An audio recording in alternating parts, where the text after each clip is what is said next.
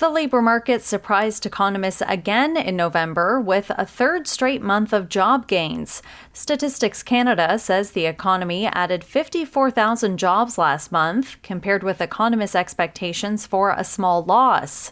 The unemployment rate fell to 6.5%, down from 6.9% in October, a second straight monthly decline. Most of the employment growth, though, came from part-time work, which StatCan says has outpaced gains in full-time employment over the past 3 months. CIBC senior economist Andrew Grantham says despite the recent momentum in the labor market, the unemployment rate remains elevated, which shows the labor market recovery is still ongoing. Yeah, it's a very difficult one to try and figure out.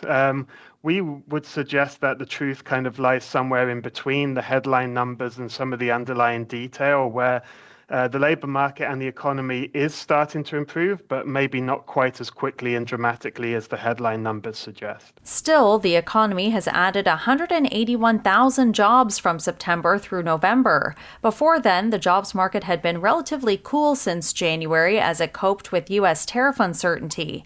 The November jobs figures are the last major data release before the Bank of Canada is set to make its final interest rate decision of the year on December 10th.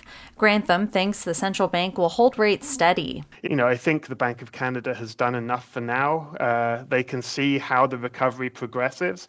If it does take a turn for the worse again, then they can always cut interest rates again.